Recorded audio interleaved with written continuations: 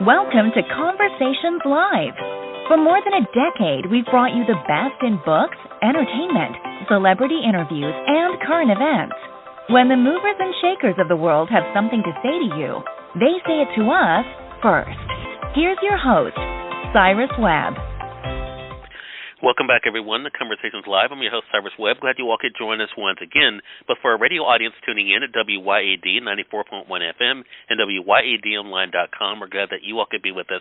Also, tuning in to our friends at iHeartRadio and Amazon Music Podcast. We're glad you all could be with us as well. This is part of our News You Can Use segment today, and today we're talking about help for those who are survivors of cancer.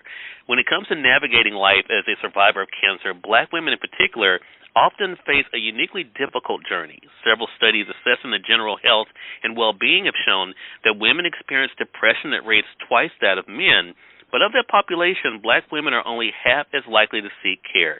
These disparities are especially distressing when considered in the context of survivors of cancer, many of whom already feel unprepared for what comes next. Exploring the stigmas that Black women face and existing barriers that hinder support is the first step in addressing this inequity. Joining us today to talk about these topics and also an initiative called Survivorship Today, we're excited to welcome Eucharia Borden to our program today. Eucharia is an oncology social worker and Vice President for Health Equity at Cancer Support Community. Also, we have Crystal joining us today, who's going to share her own journey as being a survivor of breast cancer as well. Thanks to the two of you for the time. Really appreciate it. Thank you so much for having us. Yeah, the pleasure's definitely all mine. This is such an important topic for our audience, and I think, we don't always think about the support that's out there, but also the inequities that can exist. Eucharia, if you don't mind, I want to start with you. I mean, during your time as an oncology social worker, what have you observed when it comes to the experience of Black women who are survivors of cancer?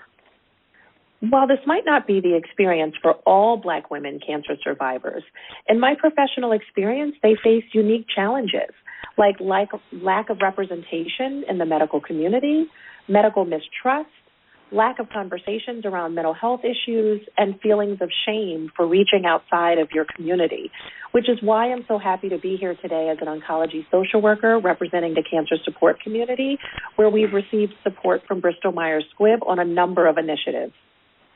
Love that. And, Crystal, I'm so glad. I always love to be able to share the experiences of survivors of cancer, so I'm so glad that you could be here with us today. What can you tell us about your own personal journey when it comes to cancer? Yes, I was diagnosed with breast cancer, early-stage breast cancer in 2019. And, of course, the diagnosis came as a complete surprise. It was completely out of left field. And I'm a very independent person, and so I really didn't want to disclose to a lot of people that I had a cancer diagnosis outside of my immediate family. However, I quickly learned that having a cancer diagnosis can be very traumatizing. So, in addition to my immediate family, leaning on them for financial support, emotional support, physical support, leaning on my faith also as a resource to help me get through the journey, I quickly learned that I needed to seek additional help. So I actually had to seek out mental health counseling for myself just to make sure that I was dealing with and processing all of those emotions that come along with a cancer diagnosis in a healthy way. Wow. And that mental health, I think, awareness is so important. Crystal, I'm so glad to hear that was something that you were willing to be able to do. You carry it to that point. What can survivors do if they're struggling with mental health issues or feeling the impact of, not only the diagnosis, but also everything that comes with it? There are a couple of things. First of all, it's acknowledging the role of that superwoman complex. It's more than a complex. It's real. That feeling that one has to take care of everyone and everything around them first all the time. When we talk about cancer, a lot of times we're talking about what it means to be physically well, but it's very important to talk about what it means to be mentally well. And that can start by just reaching out and asking for help. Realizing that it's okay not to be okay. That could mean talking to your doctor, the oncology social worker, or a trusted member of the care team. But the help that someone needs is not necessarily going to be available if you don't speak up about it. Yeah, I love that. And Crystal, let's talk about support system. As you mentioned, as a lot of people, when they're going through something, they don't always like to be able to discuss it with others. But how is having that support system, not only with your family and friends, but also with your healthcare team, how did that help you? I would say I specifically sought medical providers who looked like me.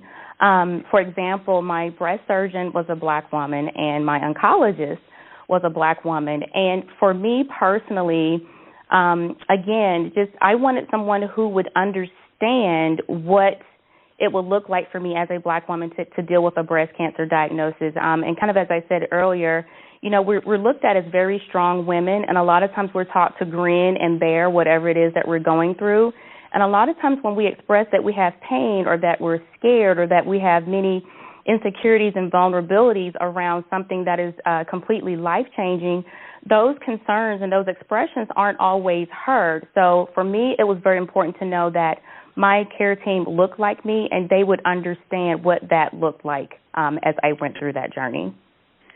You bring up something really interesting, Crystal, and I've heard of this program even when it comes to things like marriage counselors. I've had Black men tell me that it's sometimes hard to find someone who looks like them that they feel like can relate to them. Eucharia, I want to ask you about that point that Crystal just mentioned about representation, because it is sometimes not the easiest for everyone. Do you often hear about patients realizing the importance of having that representation when it comes to their care team and someone who can relate to them? Absolutely. Many of my patients expressed how important it was to them to have what's called a racially concordant team, where people look like them. And it's really important, as Crystal stated, for a patient to feel seen and to feel heard. And depending on where you are, it can be challenging, where you are geographically, that is. It can be challenging to find that team that looks like you, but it's really worth it to do the research, talk to your friends or family or your healthcare providers that you trust for referrals. And, taking that extra time to do that work, it can be really important, especially when you're curating the kind of care that really speaks to you. Yeah, especially, again, as we kind of talk about that connection with our mental health, why that could be so important. Crystal, I mentioned in the beginning in my introduction about an initiative called Survivorship Today. So I want to ask you, can you tell us more about that program and why it's important to help people understand the realities of living with cancer? Yes, I have the privilege of sharing my story with you today through Bristol Myers Squibb Survivorship Today program, in which I am being compensated for.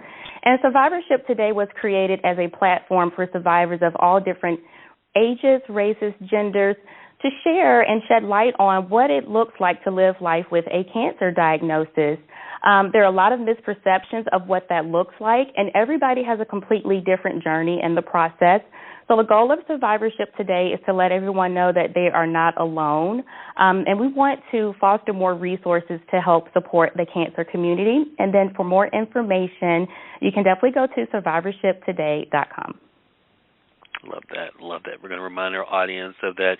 Eucharia, I appreciate the two of you all being on here. I want to ask you, where can survivors of cancer and their loved ones go to hear from others like Crystal and learn how we can better support the cancer survivorship community?